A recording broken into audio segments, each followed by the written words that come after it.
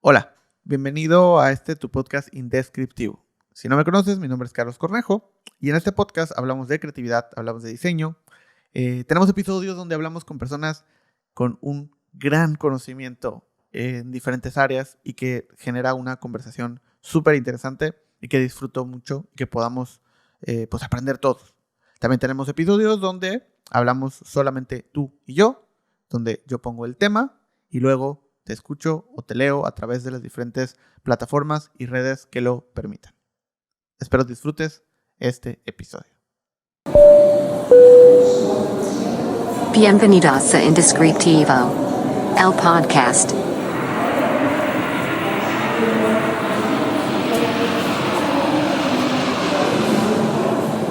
Antes de comenzar, también quiero agradecer a nuestros patrocinadores.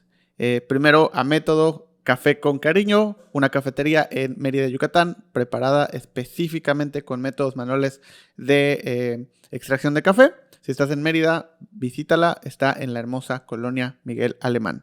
El segundo patrocinador, Todo el Café que Amé, es un café colaborativo, es un café hecho específicamente para que lo puedas usar con absolutamente todo. La identidad muy bonita creada por mis amigos de Estudio Cariño y el café perfectamente tostado gracias a Tierra de Café. Lo puedes adquirir a través de la plataforma de Secret Name, secretname.mx, o simplemente mandando un mensaje al Instagram de amétodomx, o todo lo puedes conseguir también en Secret Name MX en Instagram. Y por último, también me encantaría recomendarte y pedirte que puedas adquirir mi primer audiolibro, No Compitas, Haz Compitas, directamente desde la plataforma de Secret Name, secretname.mx, un audiolibro que preparé con mucho cariño y que tiene absolutamente todo lo que necesitas para saber cómo colaborar y cómo sacarle el mayor provecho posible y conocer más de esta filosofía, No Compitas, Haz Compitas. En este episodio tengo la fortuna de poder platicar con una persona que sigo desde hace rato, que definitivamente me ha parecido un montón de cosas y que si bien, si tú que me estás viendo, que me estás escuchando, me sigues en mis redes sociales o sigues el estudio Secret Name, pues has visto que he hablado mucho de este tema y que hoy por fin podemos platicar. Rosa Cruz, ¿cómo estás? Hola, muy bien, emocionada. Ay, qué bueno. Pues muchas gracias por venir. Muchas gracias por aceptar venir a grabar y platicar un rato. Estaba emocionado por este episodio, sobre todo porque siento que es un episodio en el que puedo hacer muchas preguntas que tal vez no había podido hacer. Que de antemano me quiero disculpar por todas las cosas malas que vaya a decir, que seguramente van a estar mal. Pero quiero hacer ese ejercicio, ¿no? O sea, creo que para mí es muy importante el poder entender muchas cosas y con alguien que está inmersa en muchos temas de los cuales me interesan, me trato de adentrar un poco para entender, pero por supuesto desde mi perspectiva entiendo que no entiendo absolutamente nada, ¿no? Entonces creo que es la oportunidad perfecta. Pero, o sea, para empezar, quisiera contarte esta historia, ¿no? O sea, yo empecé a saber que lo que estabas haciendo porque empecé a seguir a diversas personas y me empecé a adentrar mucho en el tema de, pues, temas sociales, de lo que estaba sucediendo principalmente en mi ciudad, ¿no? En Mérida. Con marchas, con, pues, situaciones que pasaban en el día a día, de las que no se hablaban a veces mucho, o de la que el acceso a la información era difícil, ¿no? De que sí tenías que adentrarte a ver o seguir ciertas personas o ciertos lugares, ya ni siquiera medios, para entender un poco más del panorama. Ok, después de un corte técnico, te decía, empiezo a adentrarme en las cosas en las que sucedían en mi ciudad, ¿no? Empiezo también a adentrarme en temas que tienen que ver con, pues, con feminismo, con este tema de privilegios. Formé parte en algún punto de la organización de unos círculos de diálogo, ¿no? Que se llamaban De Machos a Hombres. Hicimos el capítulo Mérida, Yucatán, ¿no? Entonces formé parte de la organización. Y es ahí donde realmente entendí muchas cosas. De entrada, que no tenía por qué opinar, ¿no? O sea, ese era el punto clave. Y que también esos espacios eran los espacios indicados para poder dialogar con tus círculos cercanos acerca de las dudas que tuvieras, ¿no? Y entonces, entre todo eso que empiezo pues a leer, a investigar, pues empieza a salir tu nombre, ¿no? Y empiezan a salir videos, o empiezas a salir con publicaciones, ¿no? Empiezan a compartir cosas que tú dices, publicas, escribes. Y empiezo a leer, y a leer, y a leer, y a adentrarme a la forma en la que empiezas a explicar muchas cosas, ¿no? O empiezas a darle visibilidad a muchas cosas y a muchos temas. Y para mí fue muy grato porque entonces tenía la oportunidad de poder leer sobre temas y sobre perspectivas. Yo no sabía si esto era verdad o no, si era correcto o no, pero por lo menos tenía una opinión de otro lado, de otra persona, que me ayudaba a entender, ¿no? Y a lo largo del tiempo, pues fui siguiendo las cosas que fuiste haciendo y cada vez más, cómo llegabas a cada vez más personas, se hace más grande, ¿no? Y se me hace súper interesante. Y entonces poder platicar contigo hoy está muy, muy, muy bonito y va a ser muy enriquecedor para mí. Y mi primera pregunta sería, ¿cómo es que empezaste a adentrarte en este tema y en este punto? O sea, digo, por supuesto, pues hay situaciones claras de por qué involucrarse, pero muy pocas personas toman esa decisión, ¿no? ¿Qué te impulsó, qué te motivó a decir, sabes qué, necesito hablar de esto? Y además hacerlo público. Pues mira, creo que surgen desde diferentes perspectivas, ¿no? En mi caso, sí surgió mucho como desde un enojo, ¿no? Cuando yo empiezo a investigar sobre temas de género, de violencia y demás, fue porque yo fui víctima de un delito sexual, Ujú. ¿no? Y cuando yo fui víctima de ese delito, obviamente con todas las circunstancias emocionales y físicas que pasé, tampoco nunca me eché la culpa. Claro. O sea, nunca dije, fue mi culpa por estar en una fiesta de noche, por emborracharme, por salir sola. Más bien me pregunté el por qué me pasó. Ujú. O sea, ¿qué llevaba a una persona a sentirse con el derecho a hacerme eso?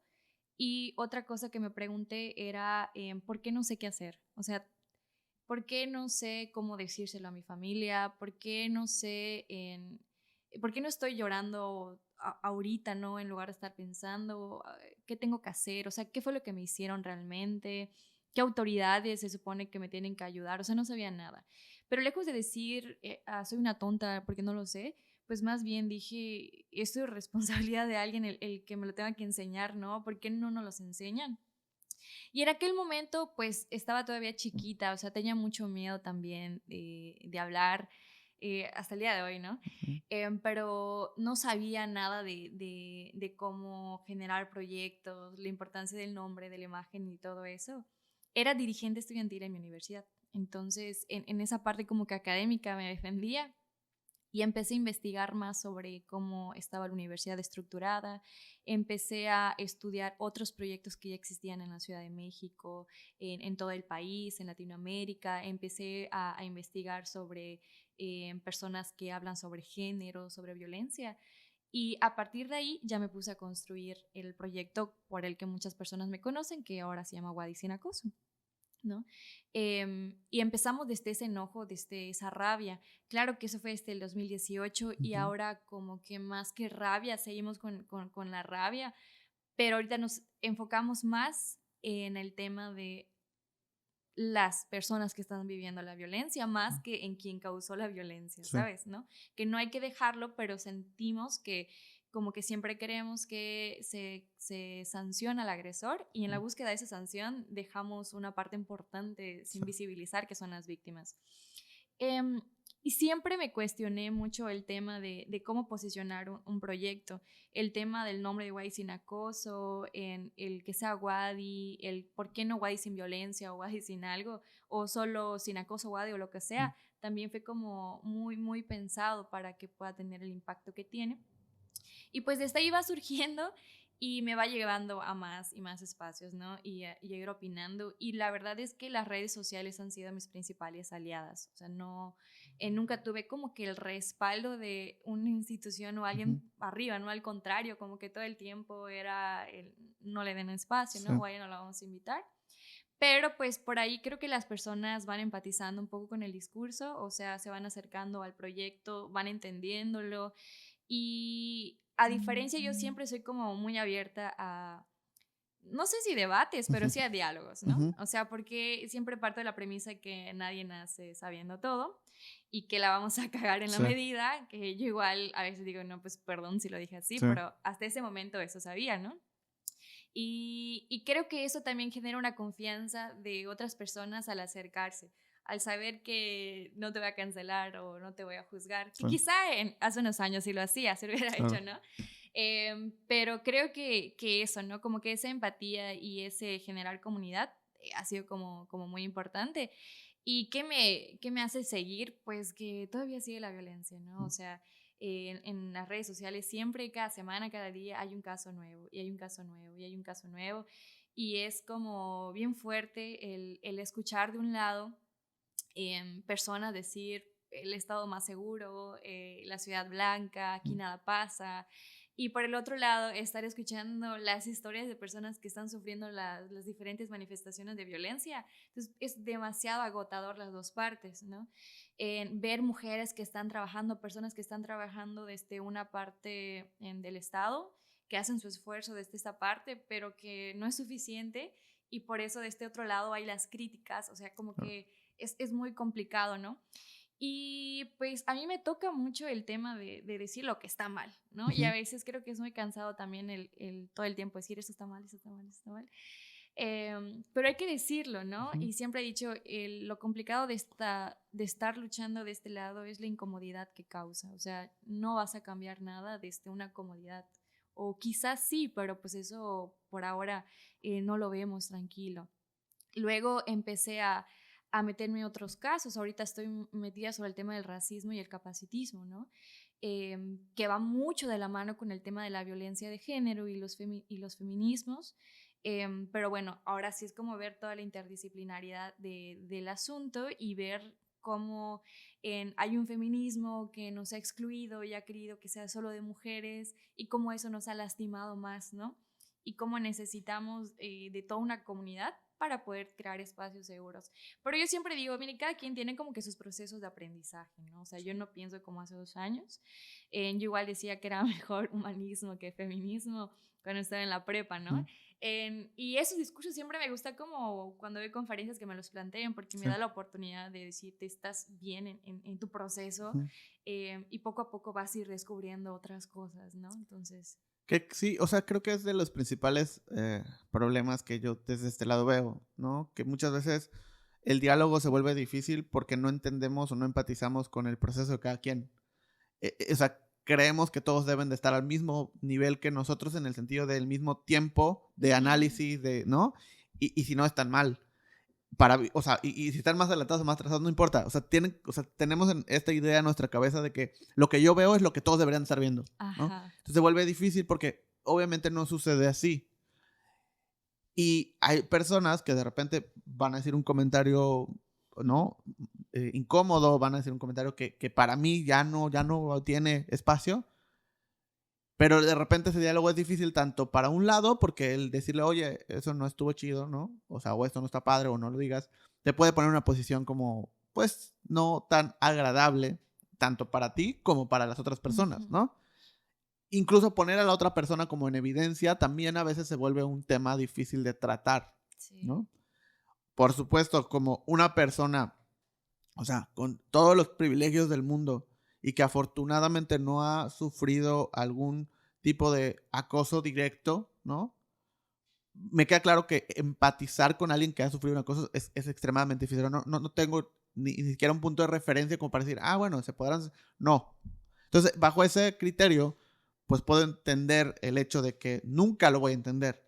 Y digo, es una fortuna no entenderlo, ¿no? O sea, al final así lo veo yo.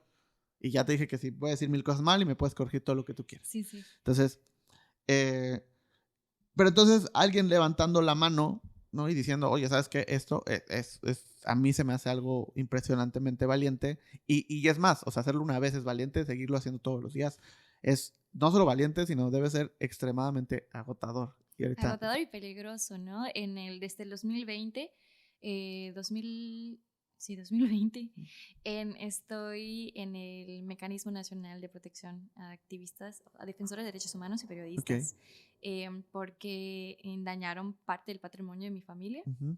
y me amenazaron de muerte por redes sociales, ¿no? Sí. Entonces hubieron daños materiales y daños pues emocionales, Sí. ¿no? De amenazas con feminicidio. Y esas cosas sí causan mucho miedo, ¿no? O sea, sí, me acuerdo que en esa ocasión sí era como, ya no quiero hacer nada. O sea, ya cierra la página, dile a todos que ya no puedo más, gracias, ¿no? O también hay momentos en que sí te sientes como muy sola, o sea, es real de que pues, sí tengo mucho cariño, mucho apoyo a mi alrededor, pero hay momentos en que son muy agotadores, como bien lo dices, o sea, tienes tantos mensajes diciendo todo está bien, y tú de repente dices, ¿cómo les puedo decir que, o sea, sí está bien, pero no es suficiente y todavía hay esta otra parte? Es muy agotador. Y otra cosa con el tema de empatizar y de esos procesos, a mí me gusta mucho como apoyar en cómo ir entendiendo las situaciones, ¿no? Como parte de estos procesos. Lo que sí no apoyo es cuando esos discursos vienen de personas que tienen cierto poder que influye directamente en otros contextos, ¿no? Es decir, si son estudiantes, si son como personas que, bueno, dicen, ok, es parte de su aprendizaje, ¿no? Pero si son, por ejemplo, autoridades del Estado o de instituciones educativas que tú dices, mira, o sea, ya llevamos varios años con el tema de género y de violencia, ¿no? O sea, no es una novedad. Sí. Hace 10 años yo diría, bueno, ¿no? Pero ya hay como, ya tiene que ser parte de la formación de quienes están en esos espacios, porque a diferencia de un estudiante, esa persona influye sobre todo una estructura que puede dañar más a las personas, ¿no? Entonces, para esas personas son para las que yo digo, mira, para ti no te tengo la paciencia, porque no se trata solo de tu empatía, sino se trata de tu responsabilidad, ¿no? De ahí en adelante, pues, por supuesto que sí, porque no todas las personas tenemos, como tú dices, los privilegios de tener un libro, los privilegios de escuchar podcasts, de tener todas estas herramientas, de tener personas a tu alrededor que te enseñen, ¿no? O sea, hay personas, por ejemplo, en mi casa, pues no había nadie que esté trabajando temas de género. En mi universidad no había nadie que me esté hablando de temas de género. Entonces sí fue una labor que es ir poquito a poquito tú aprendiendo, diciendo, ¿está bien lo que estoy analizando Claro. o no? Ya con el tiempo vas conociendo, como bien dices, otras redes que te ayudan. Pero sí es muy pesado, va desde este desgaste emocional hasta sí ya tener, pues así como muchos aliados, muchos enemigos. O sea, las personas que denuncias, pues son tus enemigos directos, ¿no? Sí. Y ahorita con esto que decías, creo que también me viene a la mente esta pregunta. Bajo tu perspectiva y como tú lo puedes llegar a entender, ¿crees que las personas somos, o sea, los círculos a nuestro alrededor nos construyen o nosotros construimos esos círculos? Pues creo que nos construyen y nos construimos, ¿no? Finalmente somos personas sociales, somos seres sociables, no somos como esponjas que vamos absorbiendo todo lo que está a nuestro alrededor. Y en esa interacción, pues escucho, pero también hablo, ¿no? O sea, aprendo, pero también enseño. Depende. Eso pasa mucho, por ejemplo, en el contexto de las luchas sociales. Sí. De repente, yo empiezo a ver que todo a mi alrededor, todos ya son sensibles de Ujú. género, todos comparten todo y tú dices, órale, hay un gran Hay avance, un ¿no? cambio. Hay un cambio, estamos llegando a esto. Pero cuando sales de tu burbuja, dices, no manches, o sea, todavía hay espacios en donde te dicen ni feminismo, ni machismo, humanismo, o sea, todavía hay esos espacios. Sí. Y eso pasa mucho cuando de repente nos quedamos en esa burbuja. Entonces, cuando hablamos de feminismos y demás, digo, no, o sea, somos más que una teoría, somos más que un debate de redes, somos más que todo eso, porque aunque ha tenido un impacto y hemos llegado a muchos contextos, hay otros en los que no, Sí. ¿no? En cuando ves la brecha del Internet en México, cuando ves las brechas de educación, dices, pues todavía falta mucho. Entonces, sí, pero sí influimos, es decir, yo he aprendido muchísimo más de género cuando empecé a seguir, por ejemplo, en Twitter gente, ¿no? Con los algoritmos. Empiezas a seguir a Instagram personas, ahorita me sale todo de racismo. ¿Por qué? Porque es lo que estoy estudiando, ¿no? Entonces, todo racismo en todos lados. Y yo creo que esa es una buena como analogía de lo que pasa cuando nosotros empezamos a estar cercanos a una gente, ¿no? De repente te acercas a otro círculo e incluso te sientes incómodo, incómoda, Sí. porque dices como que no entiendo cuál es su dinámica de interacción, cuál es su dinámica de aprendizaje, ¿no? Entonces, pues la idea es que cuando hablamos al menos de estos temas sociales es que en todos los espacios, en los diferentes lenguajes que puedan existir, siempre se priorice la seguridad, ¿no? Y la no violencia. Sí, es que, o sea, y te lo pregunto porque de repente, como decías, o sea, sobre todo en temas sociales, ¿no? Tiene que ver mucho es que su círculo siempre ha sido así, ¿no? O sea, o viven en una burbuja de privilegio y de muchas cosas que dices, bueno, y me pasaba que digo, en esta idea de empatía, digo, pues sí, es que viven en esa burbuja, que afortunadamente yo ya no estoy, yo estoy en otras, ¿no? Pero en esa, pues lo puedo ver. Y entonces empiezo a decir, bueno, pues es que trato de empatizar el por qué se comportan de esa manera, ¿no? Claro. Pero luego empiezo a analizar otros círculos, a otras personas que vivieron en la misma burbuja y que pues lo que hicieron fue transformar su burbuja, ¿no? O sea, empieza a seguir, no sé. O sea, recuerdo que cuando yo no sabía nada hasta que vi un podcast con Eufrosina, Okay. Que es esta mujer increíblemente que ha hecho un montón de cosas, ¿no? Y hasta, o sea, que viene de un lugar y de un espacio que era, pues tenía no solo todo en contra, se lo tenía menos 100, ¿no? Y pues hoy está luchando por un montón de oportunidades y que dices, pues sí, ¿no? O de repente era como que, claro, o sea, es que las estructuras políticas son muy difíciles y por eso todos se comportan así, porque viven en la misma burbuja. Pero luego encuentras personajes como, no sé, Arturo Saldívar, que dices, pues es que es otra cosa. O sea, no sé si está bien o está mal, no lo conozco y no puedo, o sea, defenderlo o atacarlo, o sea, no puedo. Pero solo con el contenido y solamente con ese contenido que está ahí y que hace y que se atreve a decir, ya digo, es otra cosa. O sea, y vive en el mismo círculo y está ahí y está inmerso, o sea, está tan inmerso que bueno, ya acaba de dejar el cargo, pero era el presidente de la Suprema Corte de Justicia. Y que el presidente de la Suprema Corte de Justicia empiece a decir, habla sobre equidad, habla sobre feminismo, y luego que te empiezas a adentrar a sus políticas, ¿no? Y todo lo que hizo empieza a tener congruencia. Eso a mí es lo que me hace decir, no, o sea, ¿sabes qué? O sea, sí está bien la empatía, o sea, sí está bien entender los círculos y todo, pero pues, o sea, ya, como tú decías, hace 10 años, ok, hoy, ya, o sea, ya es como, necesitamos movernos, Sí, ¿no? O sea, necesitamos movernos porque ya vamos tarde. ya O sea, vamos todos los tarde. que no hemos entendido, porque me incluyo en muchas cosas, ya vamos tarde y nuestra responsabilidad ya no es que alguien, como tú decías, ya no es que alguien venga y nos explique, porque hoy ya hay tantas cosas que si quieres lo puedes entender. O sea, Así es. no hay más. Y te quiero poner también un poco de contexto. Una de las cosas principales que hago, o lo que me dedico, tiene que ver con el tema de las palabras y entender su significado y resignificar palabras, ¿no? Eh, Eso me ha llevado a tratar de entender el impacto que tienen las palabras en lo que hacemos, en lo que decimos, en lo que contamos, ¿no? Y por supuesto me ha llevado a análisis donde empiezo a entender de dónde vienen las cosas y me empezó a cambiar mucho de la perspectiva. Hace 2 años, bueno, va para 2 años, que de repente llegó a mí este concepto de por qué la avenida principal de la ciudad se llama Paseo de Montejo, ¿no? Entonces, ¿Por qué le quitaron a Chico Como? porque... No, incluso antes de Nexicom, pues o sea, se llamaba Paseo de Montejo. ¿Por qué? Y entonces empiezo a investigar, me empiezo a adentrar. Afortunadamente, mi privilegio está de tener personas cercanas que son historiadores, que son, ¿no? O sea, entonces puedo ir y, oye, ¿no? O sea, tengo acceso a internet, Entonces, empiezo a decir, es que está mal, o sea, no debería llamarse así, no, estuvo bien cuando lo pusieron, ok, va, pero ya no, ¿no? Y entonces eso hace que haga un movimiento que se llamó Paseo Sin Montejo, y hice un video, hice un todo, ¿no? Se publicó, tuvo mucho auge,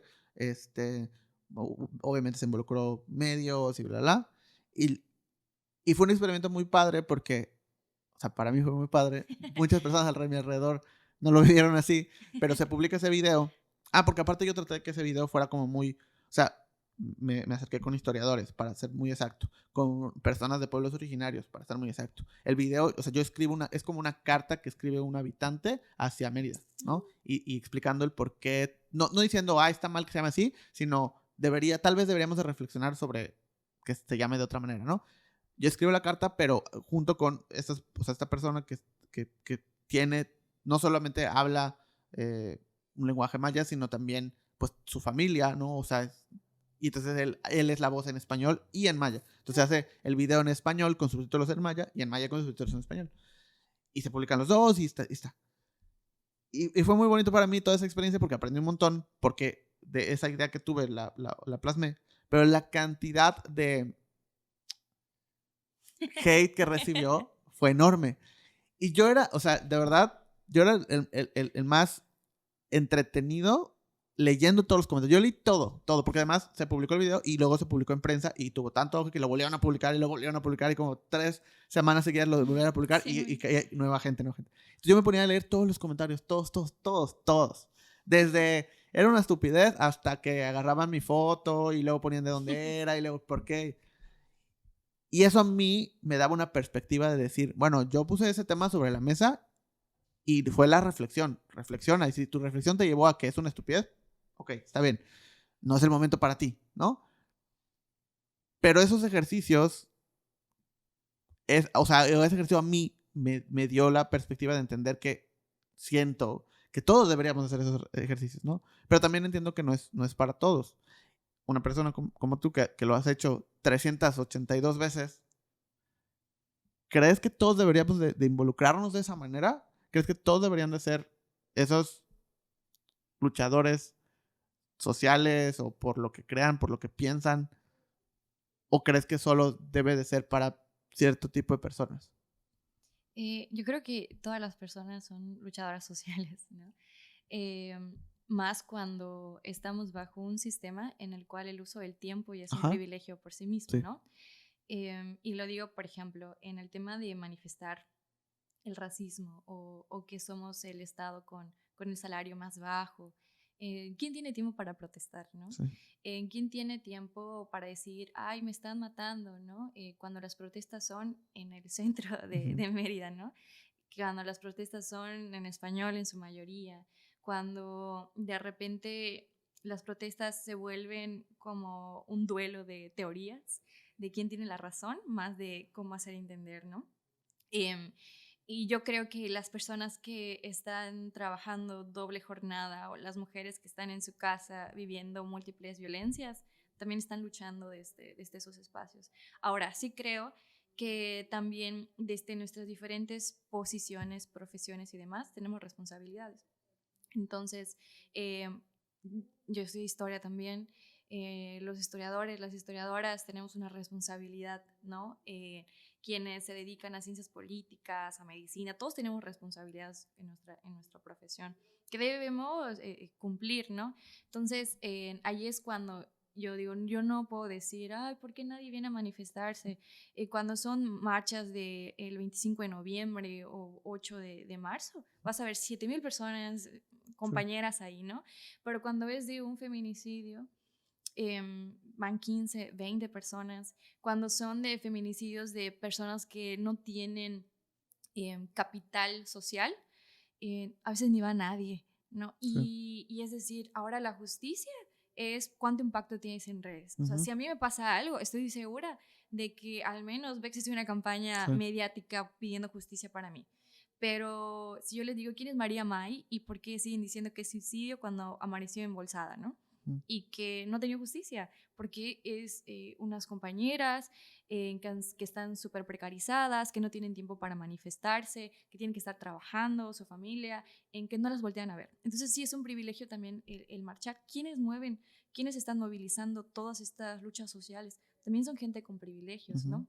Entonces, desde ahí siempre partimos porque a mí sí esa idea de que qué floja la gente que les están matando y no quieren hacer nada. No, dices, no, pues es que cada quien desde sus espacios tiene que resistir, pero si tú tienes tiempo, si tú tienes herramientas, si tú tienes estrategias, si tú tienes capital político, capital social, ahí está tu responsabilidad, ¿qué puedes hacer? ¿No? Entonces, en este caso, yo he asumido mi responsabilidad desde mi disciplina, desde los espacios que tengo, a los espacios en los que voy, el intentar mover y cambiar algo, ¿no? Y cada quien lo tiene en su mayor o menor medida.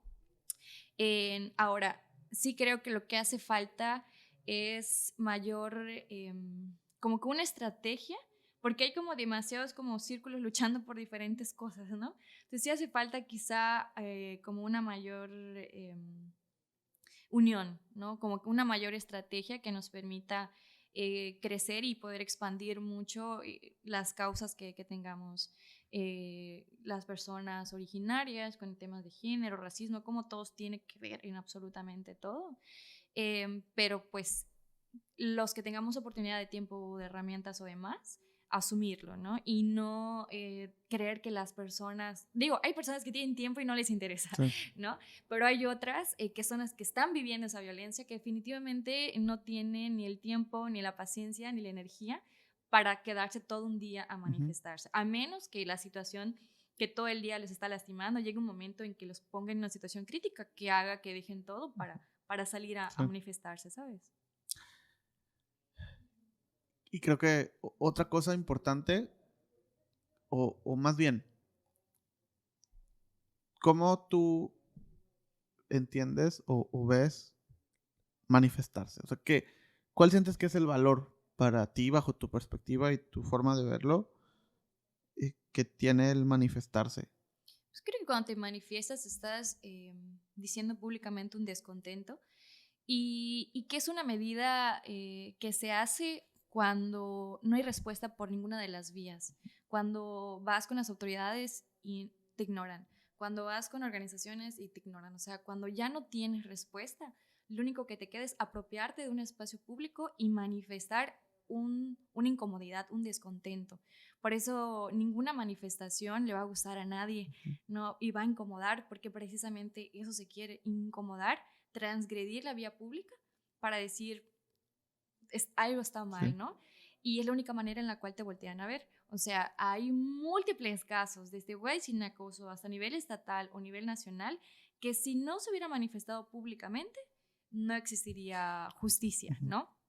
Ojalá nunca llegue el momento en el que a las instituciones les empieza a valer su imagen, porque ahí ya esa estrategia dejaría de funcionar, ¿no? ¿Qué es lo que está pasando, por ejemplo, aquí en Yucatán? ¿No? Se hacen manifestaciones feministas del tema de José Eduardo con el racismo, de la tortura policial y demás, pero cuando ya no hay ese descontento, se puede manifestar una y otra vez y no hay ningún cambio, no pasa nada, ¿no?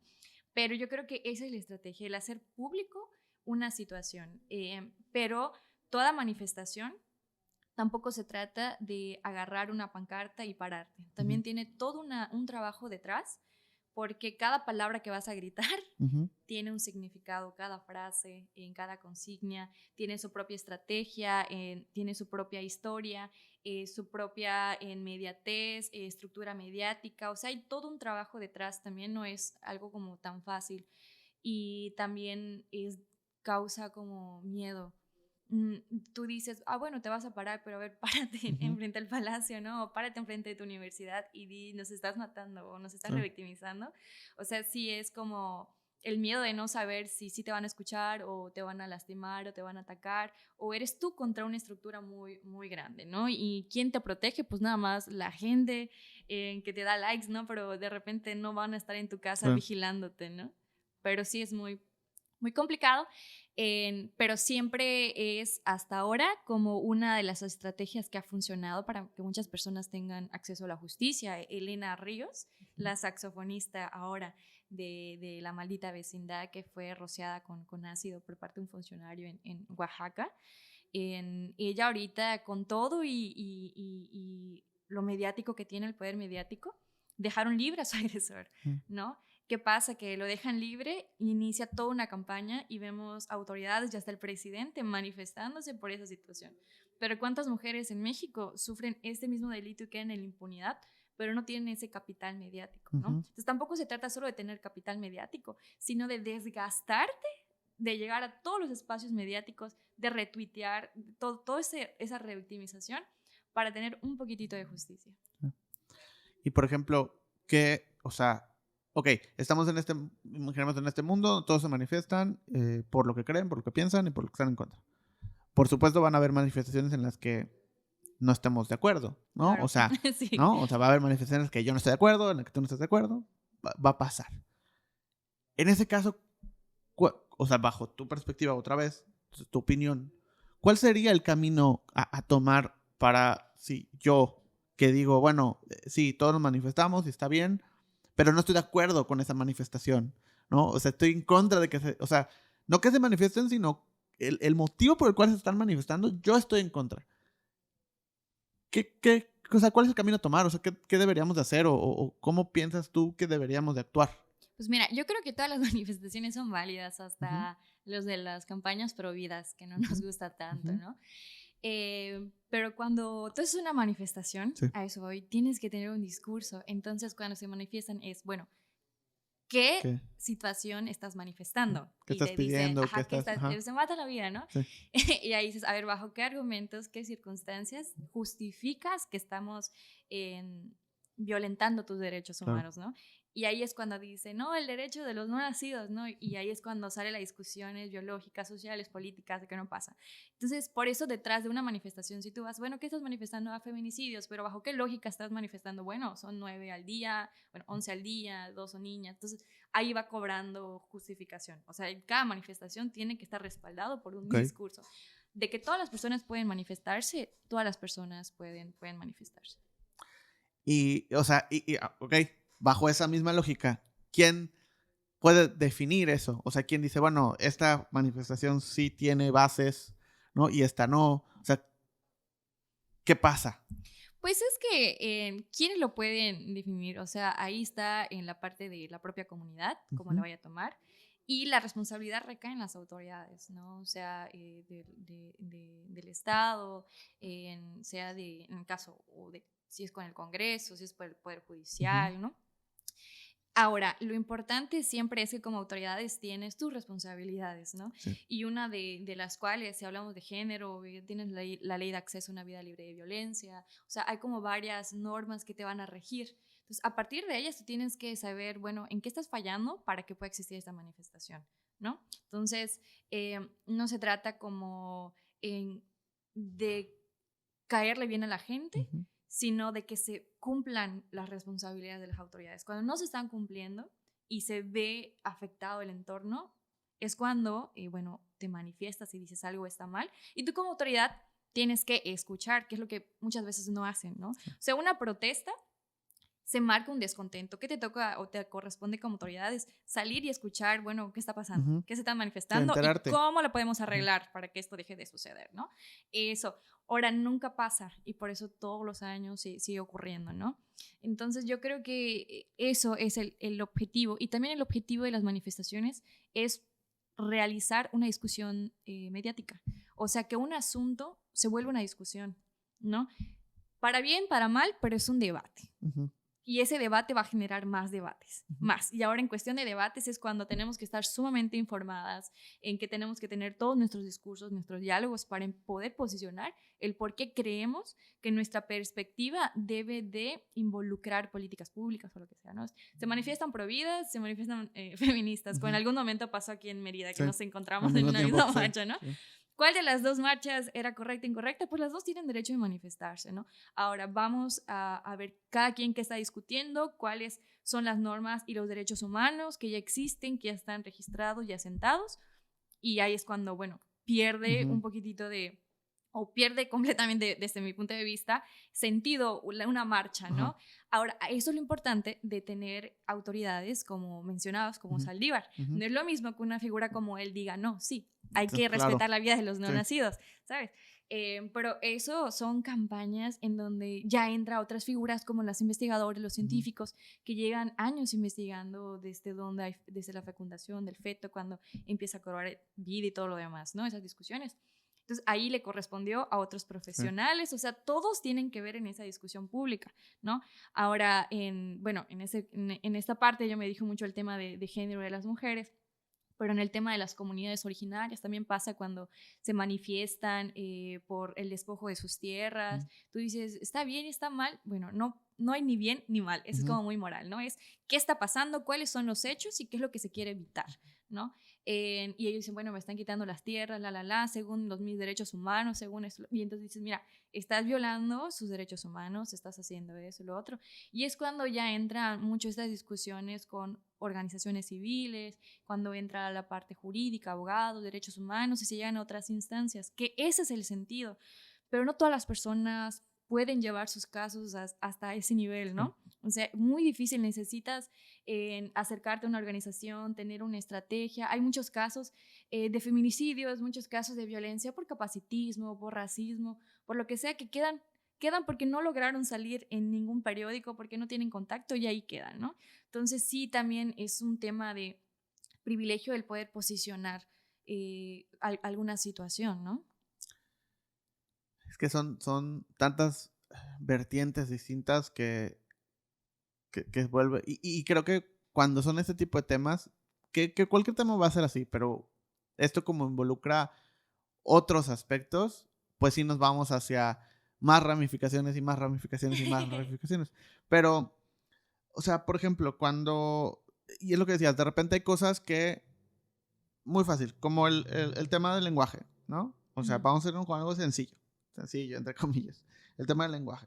Cuando dices, bueno, o sea, según los académicos, el lenguaje es así, así y así, ¿no?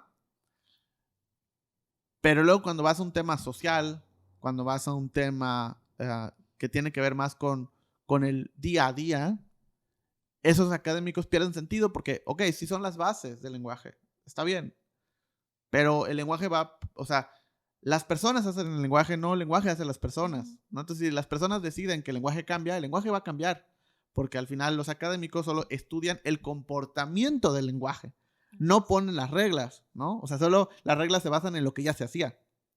Ponen fe de lo que la gente está haciendo. Entonces, si la gente cambia, pues por ende, esos académicos van a cambiar esas leyes. Sí. Es simple, entre comillas, otra vez, ¿no? O sea, es simple para nosotros que tenemos acceso a internet y a estudios y a círculos cercanos, ¿no? Pero hacer llegar ese mensaje a un montón de personas es sumamente difícil y complejo, ¿no? Sí. El cambiar la perspectiva de lo que te enseñaron, y sobre todo en un país como México, ¿no? Que la educación prioriza la memoria, ¿no? Más que el aprendizaje. Eso que te aprendiste de memoria en la primaria, ahora te dicen que ya no, que fue mentira, ¿no? Entonces dices, pues, ¿qué hago? Ahora tienes que usar ¿no? la E. Ahora tienes que usar la E. Y es tan difícil adentrarnos en eso y de entender que sí está bien, la RAE dice esto, pero la RAE solamente documenta, Claro, ¿no? registra. O sea, registra. Y es donde ya por un tema, y creo que el mismo Arturo Saldívar lo decía, ¿no? Ok, puede ser que sí para la ley, para estas normas, el uso de la E no es necesaria, pero para los aspectos sociales es indispensable, ¿no? Claro. Es ahí donde, y esto lo podemos llevar a cualquier otro tema, ¿no? Sí. ¿Dónde crees tú o dónde crees que se marca la línea entre lo que académicamente, y hablando académicamente a todos los, como decías, ok, este tema es que es un ser humano, ok, pero estos, o sea, los que están estudiando esto dicen esto, sí, pero socialmente se dice esto. O sea, ¿cómo consideras tú cuándo es el momento de hacerle caso a uno o a otro? Creo que ahora ya hay como algunas situaciones que ya no están a debate, ¿no? O sea, que ya tuvieron ese periodo de ser debatidos y que ahorita ya están asentados. Okay. Y lo que corresponde es respetar, ¿no? Y cuando hablamos de derechos humanos, han sido varias luchas sociales que han llegado a que se registre ciertos derechos que tienen que respetarse, que si tú estás a favor o en contra, es muy tu problema, ¿no? Pero eso ya están socialmente, y tú tienes que respetar los derechos de otras personas, ¿no? Ahora hay debates que se pueden volver a abrir, ¿no? Sí. Y eso es lo pesado cuando dices, o sea, eso ya está. O sea, ya no quiero debatir eso, ¿no? Ahora, quedan muchas cosas por debatir. Y ahí es cuando, como científicos, como académicos, tenemos una responsabilidad.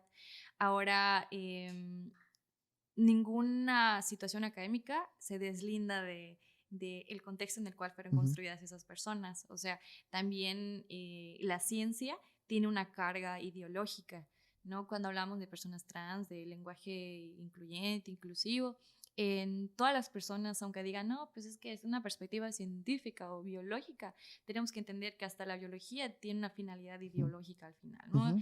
Quien quiso estudiar el cuerpo de la mujer, con qué intención lo hizo, para qué lo hizo, y hacia aquí era afines, ¿no? Sí. Sus ideas. Entonces siempre vamos a estar como que abriendo esas discusiones, pero es muy pesado cuando ya está. Entonces el tema del lenguaje, yo todavía digo, bueno, está bien, es como una novedad de estos años, está debatible si se puede usar, si no se puede usar, hay grupos que lo usan, hay otros que dicen, pues no, o sea, no quiero hacerlo. Pero se puede debatir, ¿no? O sea, estuve en la modelo, ¿no? Que me invitaron a un debate que esté a favor o en contra. Le dije, es que no se trata de que esté a favor o en contra, se trata de a quienes estamos escuchando, a quienes estamos integrando, ¿no? Ahora, siempre tenemos miedo al cambio, ¿no? Claro. Siempre, o sea, como que estamos como que encerrados y cuando algo se nos mueve, no nos muevan de ese cambio. Usarla a nadie perjudica realmente. O sea, a mí me gusta y de repente ya me parece normal el usar el todes, ¿no? Pero pues hay gente que no lo va a querer hacer, que todavía se respalda en la RAE, en la lingüística, y los lingüistas dicen lo que tú dices, ¿no? O sea, nos corresponde analizar el por qué la gente va cambiando, ¿no? Y si vas a la historia del lenguaje te das cuenta que siempre sí existían tres géneros, ¿no? No, y que siempre ha cambiado. O sea, que nunca, o sea, no, el lenguaje de ahorita no es el que ha existido desde que existe el humano. No. O sea, ha cambiado siempre y que, es más, el tratar de que no cambie es lo que históricamente sería incorrecto, ¿no? Sí, o sea... Y por ejemplo, hay lingüistas como Yasnaya Aguilar, que es de una comunidad originaria, que ella dice es que ella a favor del lenguaje, ¿no? Incluyente. Dice, es que hasta ustedes mismos rompen las leyes de su gramática, ¿no? Dice, decimos el agua cuando debe ser la agua, por ejemplo, ¿no? Y no nos suena mal, ¿no? O decimos, no debe ser presidente, tiene que ser, no tiene que ser presidenta, tiene que ser presidente, porque presidente significa estar al frente de algo, ¿no? Pero sirvienta le sigue pareciendo muy normal y no sirviente, Sí, ¿no? Claro. Entonces, como hay una carga en cada palabra, hay una carga social, un significado que le hemos dado y que como es normal, crecimos con eso, creemos que siempre ha estado asentado. Pero cuando damos la oportunidad de abrir foros y profundizar, es cuando dices, a ver, espérate, ¿no? Pero como bien dices, no voy a poder discutir con cualquier gente sobre gramática, sobre etimología, sobre esto, y a una gente normal, pues dice, pues yo para qué quiero usar la E, ¿no? O sea, no está en mi contexto. Pero de repente entras a otros espacios en donde si no usas la E estás insultando, invalidando o dañando a otra persona. Entonces no te cuesta absolutamente nada el empezar a emplearlo, ¿no? Estamos en ese cambio y hay que ser como muy respetuosos con las identidades.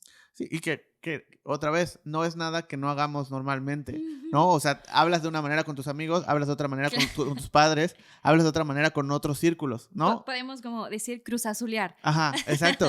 No, y además, o sea, vas con tus amigos o amigas o amigues y o sea, tu lenguaje cambia, ¿no? Así estás en la universidad. Claro, sí. ¿No? O sea, con tus profesores o con ciertas autoridades, con la autoridad en general, tu lenguaje cambia, tu forma de referirte cambia, ¿no? O sea, ¿por qué no entonces con un círculo al que no le interesa, ni le importa, ni le afecta el uso de la E, pues no la uses? Pero con otro círculo al que sí, o sea, ¿por qué ahí no? ¿No? O sea, eso es muy difícil. Es muy complicado el lenguaje y fíjate que también sabes en qué situación también es complejo cuando hay una diferencia de edades, ¿no? Sí. Incluso entre los mismos espacios. O sea, a mí, por ejemplo, entre nuestra generación en las redes sociales, como dices de burla, pues la que soporte, ¿no? Pero es como una expresión, ¿no? Como de risa, ¿no? De empatía. Y a mí me ha tocado una vez en una publicación de unas compañeras, ¿no? Que ya llevan muchos años en la lucha. Y yo puse así, pues la que soporte, ¿no? Y no seas grosera y no sé qué. Digo, no, o sea, no quería ser grosera, ¿no? Sí. El decir, no, ahora sí que tuve que explicar, ¿no? La que soporta es una expresión que usamos pues para jugar, ¿no? Para decir, bueno, pues ahí queda, ¿no? Sí. Entonces también como el lenguaje, aunque seamos, por ejemplo, en el mismo círculo feminista, cuando son diferentes edades va cambiando, ¿no? Entonces también es muy complicado. Un lenguaje académico, un lenguaje de divulgación, y ahí es muy importante justo eso, el trabajo de la divulgación. Por eso a mí me gusta mucho cómo la gente usa podcast, usa YouTube, usa estas plataformas, TikTok, que tienen acceso y pueden llegar a un público de una manera sumamente sencilla. Para mí, en la parte académica es muy importante, por supuesto, pero siento que no solo como que se enfrasca, sino que lo hacen con un nivel de superioridad. Sí.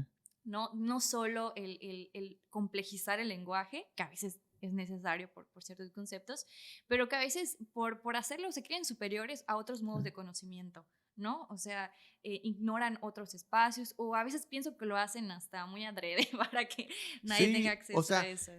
tuve la oportunidad de compartir un foro con, o sea, nos invitaron a dar unas conferencias y, pues una de las ponentes que estuvo es Abril, tiene una cuenta en Instagram que se llama IUS para Dummies o IUS for Ok. Dummies. Ella es abogada eh, y pues habla mucho de eso, de este tema de simplificar el lenguaje, ¿no? O sea, yo nunca me había puesto, porque no, obviamente no estoy en contacto con eso, y mi círculo cercano no está en el tema de leyes, y no me había cuestionado ese tipo de cosas, y cuando empiezo a escuchar su plática, y además, o sea, imagínate probablemente tú lo vas a entender muy bien, imagínate este escenario, estar en un congreso de abogados, ella, pues joven, ¿no? Con su forma de vestir es pues, colorida, con una presentación con memes, ¿no? En un foro donde la mayoría son abogados, todos tenían pues saco, traje, Ciudad de México, y ella hablando ¿no? O sea, legalmente rubia, y diciendo, pero dentro de todo eso metía este tema de o sea, cómo deben de facilitar, o sea, las leyes deben de facilitar el lenguaje y la importancia del lenguaje sencillo. Y hablaba de este concepto que siempre se me olvida, que es como este tema de las sentencias, son sentencias Lectura fácil. ¿no? Y entonces explicaba el por qué y cómo algunas incluso deberían tener dibujos y tenían que tener explicaciones. Cuando son para infancia, sí. Ajá, y yo, así, mi cerebro en ese momento explotó porque dije, claro, o sea, y no solo en el entender eso que estaba diciendo, sino en darme cuenta otra vez que hay tantas cosas que no estoy viendo, que es tan a veces abrumador, pero luego también dices, qué bueno que haya personas como ella que está, ¿no? Sí.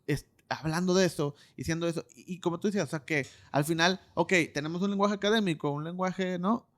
Pero puede ser el mismo, o sea, no va a demeritar si usas un meme en un documento oficial, ¿no?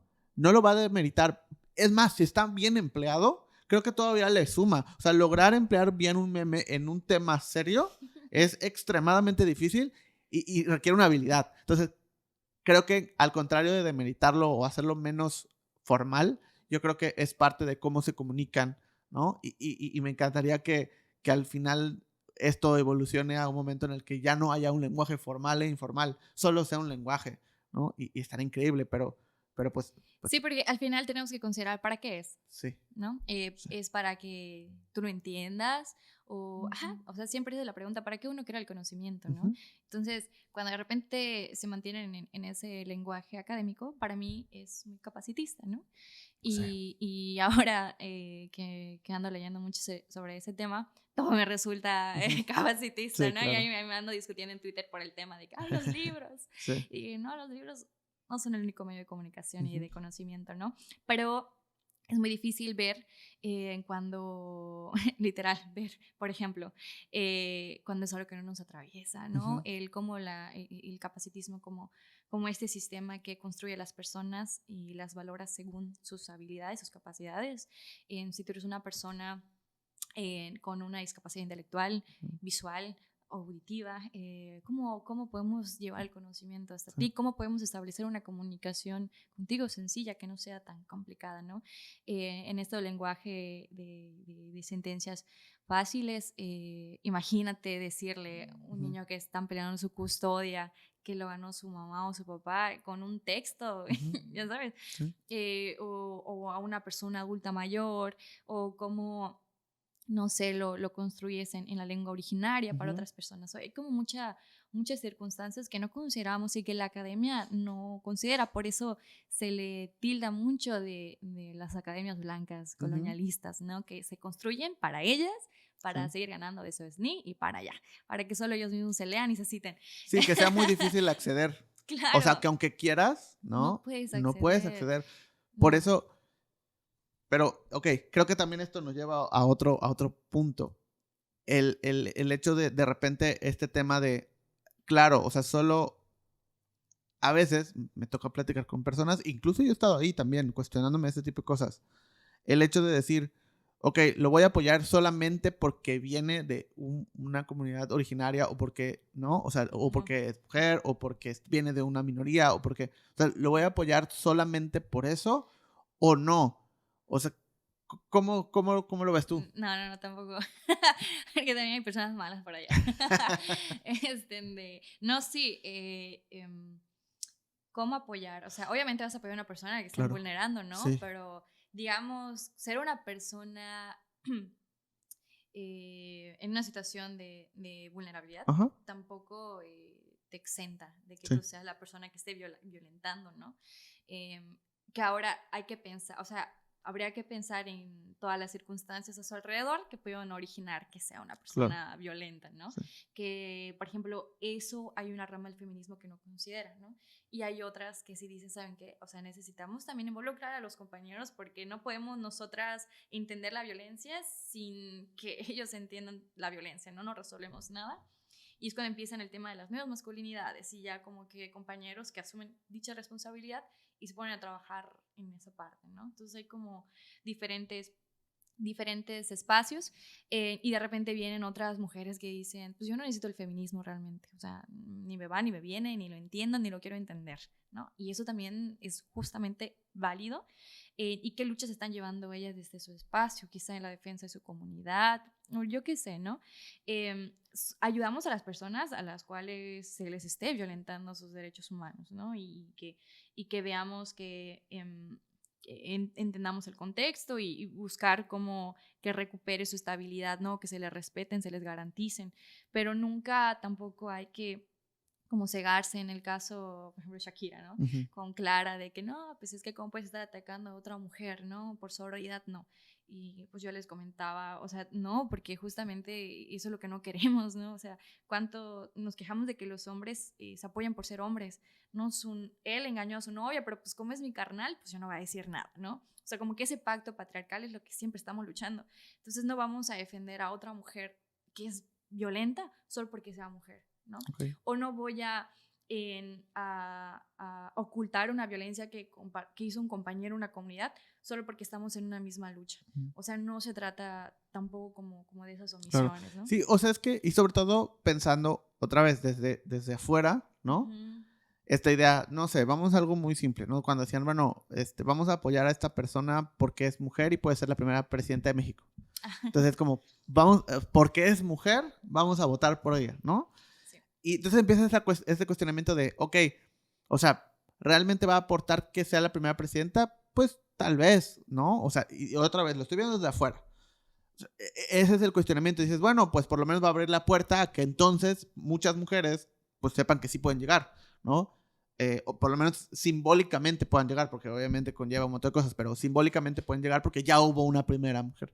Ahora, si no es la indicada, no es la mejor o no es la que realmente debería de estar, no importa porque va a ser la primera mujer y la que nos va a llevar a otra cosa, ¿no? O sea, no, tal vez no ella, pero en años futuros. Sí. O no porque sigue perpetuando el mismo comportamiento de hombres que están ahí y el chiste es salirnos de eso, ¿no? Es curioso porque fíjate que supongamos ahorita con la campaña, pre-campaña que está haciendo Claudia, que llega a ganar. Eh, por ser mujer, sí es cierto, rompe lo que se llama un techo de cristal, ¿no? Pero, por ejemplo, otras mujeres dicen, bueno, mientras una rompe el techo de cristal, otras nos quedamos a limpiarlo, ¿no? Que son las mujeres violentadas, racializadas, ¿no? Eh, pero cuando Claudia inicie su gobierno, por decir, si llega Sí, a ganar, se le va a juzgar más, porque por ser la primera mujer, se le va a exigir más que si hubiera ganado cualquier otro hombre, sí. ¿sabes? Entonces ahí también hay un tema de género, de por ser mujer va a recibir más odio, más críticas, porque como eres la primera mujer tienes que demostrar el ejemplo de que las mujeres, y si Claudia hace lo que cualquier otro presidente ha hecho Ujú. mal, la van a juzgar, van a decir, ven, para eso querían a una primera mujer, ya sabes, entonces también ante estas situaciones de violencia política también es muy importante. Allá en esos ejemplos es donde yo digo, es muy importante que estemos en espacios de poder, pero si no usamos el poder para dignificar los derechos humanos, de nada sirve que lo tengamos, ¿no? O sea, puedes romper todos los techos de cristal, pero si vas a seguir violentando desde ese espacio, pues no es como que no nos beneficie nada más que a ti, Claro. ¿no? Y es cuando yo hago una crítica al ese feminismo, al el empoderamiento feminista, ¿no? Ok. Yo no creo en el empoderamiento feminista y creo que solo es como una estrategia de las mujeres blancas, o sea, las mujeres que ya tienen cierto poder y están buscando más poder, que son las únicas que pueden decir, hay que ser solo mujeres, ¿no? Ujú, Las que te dicen, ah, si te bofetean, pues salte, ¿no? ujú. Y cámbiate de estado. Sí, claro. Y si no lo haces, no estás empoderada, entonces no eres feminista. Entonces creo que ese discurso es muy doloso para otras mujeres que no tienen esa posibilidad, ¿no? Entonces sí yo, esa analogía de que, bueno, una rompe el techo de cristal, pero van a haber otras que se van a quedar a limpiar lo que rompió la otra, creo que es una realidad y Sí, son las mujeres racializadas, las mujeres que gane una presidenta o un presidente, hombre o mujer, va a estar igual. va a estar igual. Sí. Entonces, que claro, como es una mujer, tiene la posibilidad de ser la primera en ganar, hasta las propias campañas ya son muy machistas por saber que sí puede llegar, ¿no? Sí. Han habido otras candidatas que también se les ha denigrado por ser mujeres. O sea, Ujú. la violencia política, o sea, las mujeres en los espacios de poder también sufren mucha violencia. Sí. Y si lo vemos históricamente, también ha costado muchísimo que estemos en esos espacios, ¿no? Creo que es muy importante estar ahí. O sea, sí hay cambios que se han hecho desde ahí, como el tema del voto, o ahora que están dando más visibilidad a esas mujeres.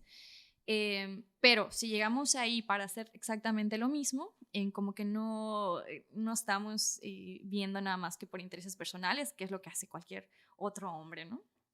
Sí, es que son esos temas que a veces es muy difícil y que, justo como decías, muchas veces no hay un diálogo. Entonces no podemos sentarnos, o sea, hoy yo tengo la oportunidad de sentarme y platicar contigo de esto, pero no tantas personas tienen esa oportunidad. Y entonces que a partir de estos espacios se pueda hablar, se pueda decir y que cada quien, como tú decías, o sea, así como hay un tiempo para hacer juicios o para hacer debates públicos, también hay un tiempo para hacer debates personales, ¿no? Entonces Claro. empiezas a tener información de muchos lados y haces esos debates internos y entonces decides, ah, estoy a favor con esto, estoy en contra de esto, y ya sobre eso vas trabajando. Entonces creo que tener estos espacios es muy importante, pero creo que también otro punto que quería platicar contigo es, mucho se habla de este tema de, bueno, las mujeres, el feminismo y las marchas, y deja que se manifiesten, que ellas sean las principales, em, las que estén ahí, ¿no? No les des permiso, nada, todo eso, que ya sabemos, ¿no? Pero muchas veces es difícil, y otra vez como externo, saber qué hacer, o sea, como hombre, como heterosexual, o sea, qué hacer desde afuera. O sea, solo me quedo callado, digo algo, no, me acerco, no me acerco, ¿no? O sea, comparto, no comparto. O sea, ¿qué hacer? A veces es muy complejo y hasta te da... Creo que cuando empiezas a sensibilizarte, más miedo te va a preguntar. O sea, no sé si tiene lógica, pero al final es eso. Como que porque no quieres lastimar, no quieres ofender, no quieres... Entonces, más cuidado tienes, pero a veces llega el punto, y esto porque lo platico con otras personas, ¿no? Obviamente. Llega el punto en el que ya dices, ya, mejor ya. No hago nada. No hago nada, no digo nada, o hago lo que quiera y de todas formas se van a ofender, entonces no digo nada. O sea, o digo todo lo que quiero y ya. Sí, es que Bajo tu perspectiva, ¿qué deberíamos de hacer todas las personas que estamos fuera de eso, en cuestión de que tenemos este privilegio en el cual, pues, está ahí, ¿no? sí. Bueno, la violencia está en todos los espacios, ¿no? O sea, está en nuestro café, en nuestra Ujú. mesa, en todo, ¿no? En- Evidentemente se visibiliza o se nota más cuando ves a alguien manifestarse o en redes o de manera personal. Y hasta que llegues a ese extremo público es cuando la gente se interesa, ¿no? Y yo siempre he dicho, a ver, ¿quieres ayudar porque quieres ayudar a una persona o quieres que te vean ayudar, ¿no? Que es una completa diferencia, ¿no? Entonces es, bueno, tú decides qué quieres hacer. ¿Quieres ayudar o quieres que te vean ayudar, ¿no? Pueden haber las dos cosas, ¿no? Lo que no se vale es solo querer que te vean ayudar y no Sí. ayudar. Entonces, casi siempre cuando vemos que los compañeros han intentado apoyar, siempre ha sido desde el quiero que me vean Ok, apoyar, ok. ¿sabes? Entonces, cuando hay algo ya es muy viral, es una marcha, ahí empezaban a salir. Quizá era un momento, un medio en el cual ustedes dijeron, bueno, así quiero que vean que sí quiero ayudar, Ajá. no con una mala intención, Ah. pero indirectamente sí, ¿no? O sea, sí queriendo que te vean que estás Sí, cambiando tratando de esos ser patrones. protagonista. Exactamente, tratando de ser bueno, yo estoy con ustedes, chicas, ¿no? Y también eso no es algo como que un día se levantaron el movimiento feminista y dijo no queremos nada con los hombres. Evidentemente, a lo largo han habido compañeros que han sido buenos aliados y otros que sí han usado el movimiento para otros fines, ¿no? Entonces creo que también es muy válido cuando las compañeras dicen, pues no quiero trabajar con hombres, ¿no? Y otras dicen, pues yo sí, ¿no? Considerando, por ejemplo, si a mí me hubieras dicho que mi agresor puede cambiar y tiene derecho a una reinserción social, yo te hubiera dicho ni madres, claro que no, ese merece estar en la cárcel y podrirse, ¿no? Obviamente desde ese enojo. Entonces, de repente cuando veo compañeros manifestarse y veo cómo expresan ese odio hacia compañeros, digo, yo entiendo de dónde viene, o sea, yo entiendo que te han lastimado mucho, que tú ya perdiste las esperanzas, ¿no? Eso es real. ¿En qué corresponde? Creo que hay mucho que hacer, mucho que hacer considerando que a pesar de muchas luchas, todavía nos siguen ganando los compañeros en cuestión de espacios. O sea, todavía hay más espacios, tanto privados como públicos, en el cual tienen el poder, ¿no? Y que desde esos espacios, aunque no sea visible, estás cambiando algo, ¿no? Desde no sé, desde el decir, oye, respeta a mi tía, ¿no? En la mesa, oye, lava tu plato, o sea, cosas tan sencillas como que en clase, si ves que están faltando el respeto a una compañera, a tu profesor, o en la calle, o sea, desde esas pequeñas situaciones que nadie les da importancia, también desde ahí se está cambiando, ¿no? O sea, en esas pequeñas dinámicas, si eres profesor en tu salón de clase, ¿cómo procuro eso, no? Ahora, son cosas que nadie va a ver, son cosas que no pueden ser visibles, pero lo estás haciendo y estás aportando desde ese espacio. Y también creo que el cederle el micrófono, por decir, a las compañeras también es parte del, yo creo que tú tienes más que decir que lo que yo puedo decir. Y hay otros espacios en los cuales tú puedes decir ese aprendizaje que estás teniendo para otros compañeros, ¿no? Entonces, eso es la situación. Lo que yo veo y que muchas veces había criticado es eso. Regresando al tema de Elena Ríos. Elena Ríos hizo toda una campaña y nadie la volteó a ver de las autoridades. Cuando ya llegó a este nivel nacional, con todo el trabajo y refuerzo que ella hizo, salieron las autoridades, que son hombres todos, a decir, yo estoy contigo, yo te apoyo, yo esto, ¿no? Pero entonces ella dice, pues es que te llamé toda la semana y no me respondiste. Entonces ¿quisiste ayudar o quieres ver que te vean ayudando, no? Y en este caso solo su intención es, obviamente política, ver que está ayudando, ¿no? Que lo vean ayudar y no ayudar. Entonces, casi muchas de las autoridades, esa ha sido su estrategia. Se tiene la oportunidad de ayudar, pero se esperan a un momento crítico para que se vea que están ayudando, ¿no? En mi caso, por ejemplo, en todo un año en la UADY estuve peleando por un protocolo que ahorita que cumplió 100 años y hubo cambio de rectoría, fue el tema principal, ¿no? Y fue el tema principal y yo dije, personas que quieren que los vean ayudar y no quieren ayudar, porque es un protocolo que en cuestión de un día se resuelve y se modifica y se pone, pero no hay esa intención, sino hay una intención de que vean que lo estoy haciendo, ¿no? Y ahí es cuando pues notamos cierta incongruencia, ¿no? No todos, ahora sí que no todos los hombres, pero siempre hay un hombre haciéndolo, ¿no?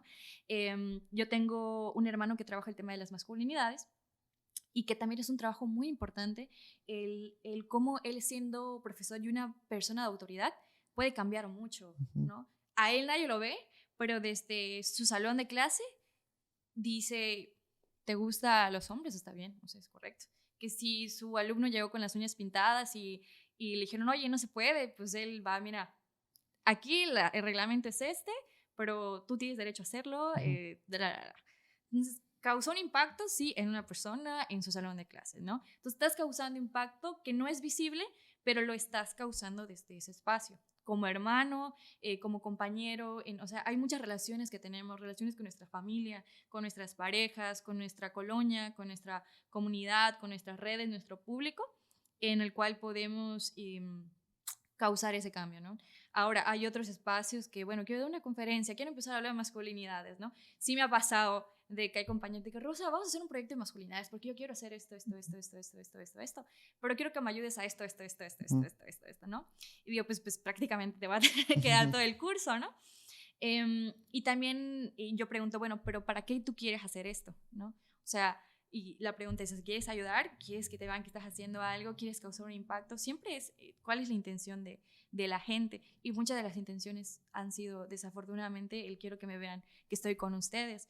Pero ese quiero que me vean que estoy con ustedes, muchas veces no es con la finalidad de querer ayudar, sino esa, querer hacer como tu propia campaña de aliado, ¿no? Y buscando algo a cambio de eso.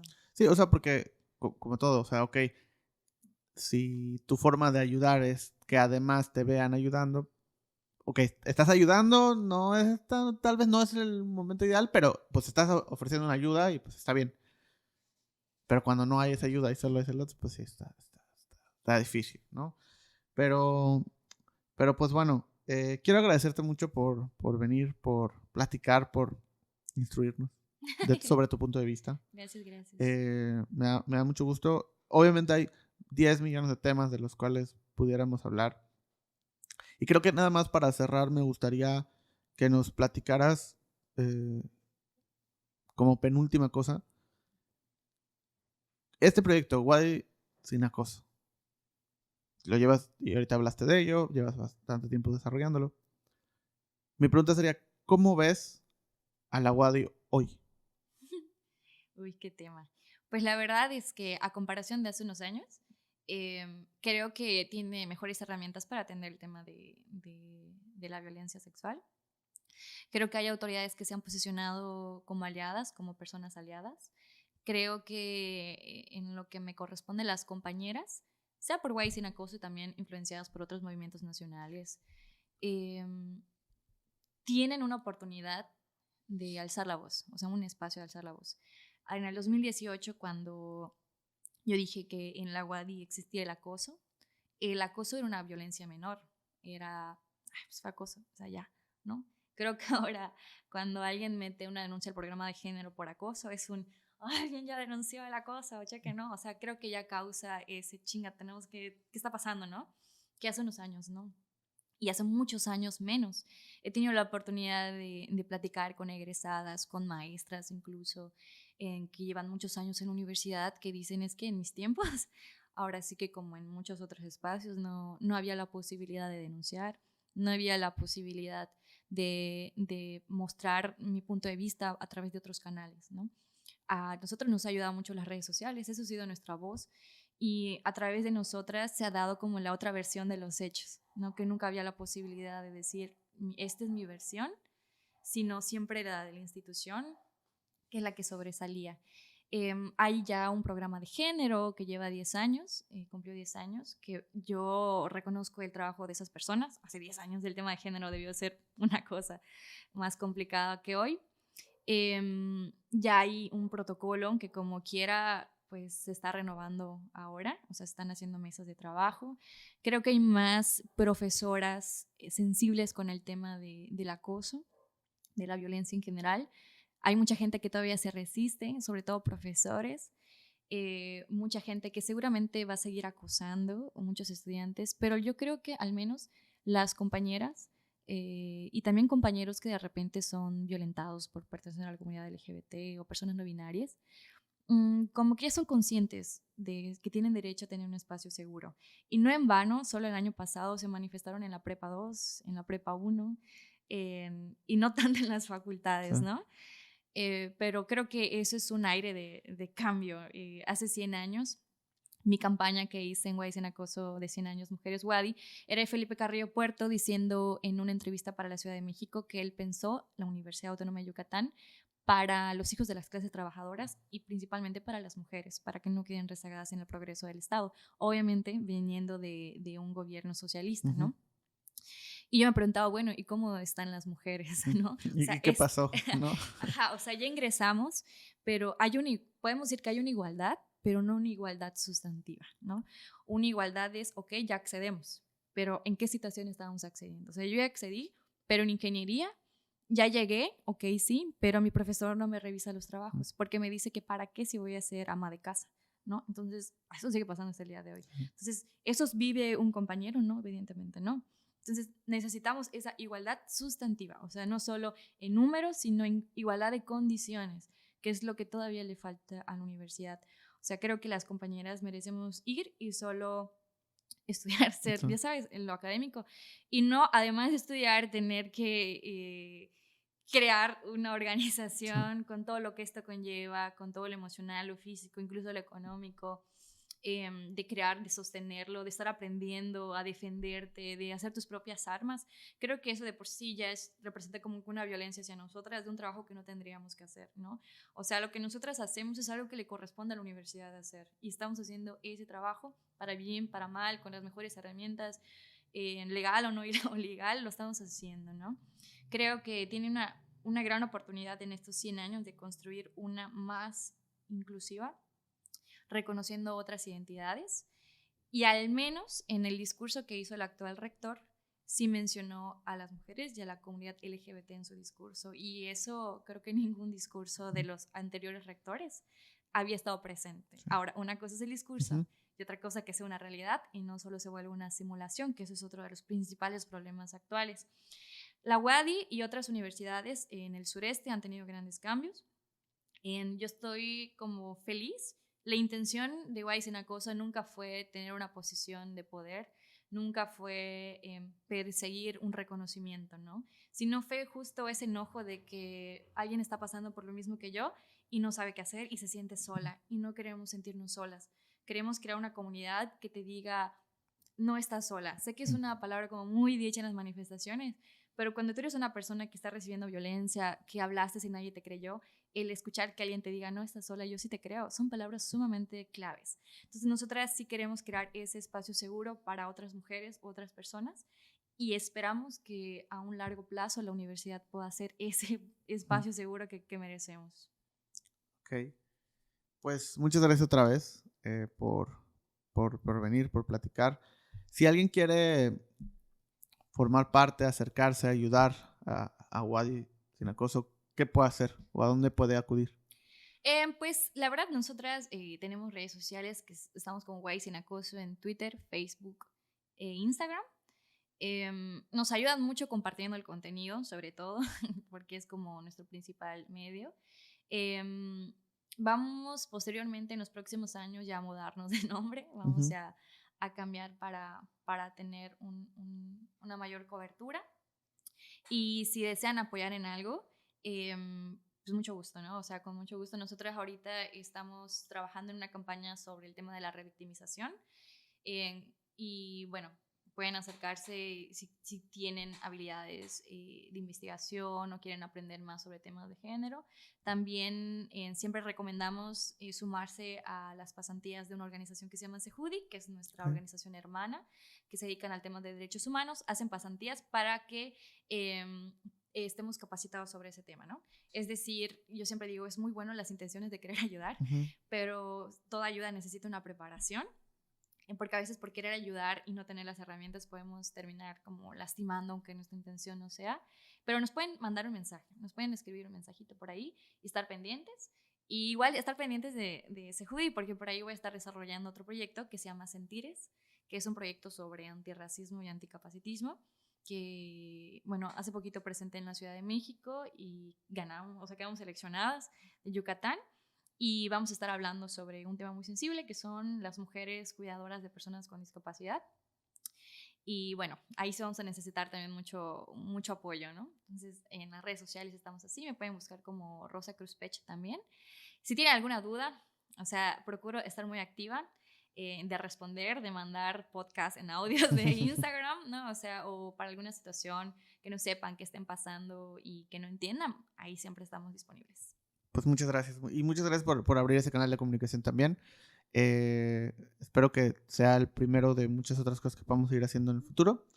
Y obviamente este espacio también siempre va a estar abierto para lo que quieras y para lo que tú necesites y como te pueda servir, adelante, ¿no? Muchas gracias. Pero pues muchas gracias. También muchas gracias a todos los que nos vieron, nos escucharon.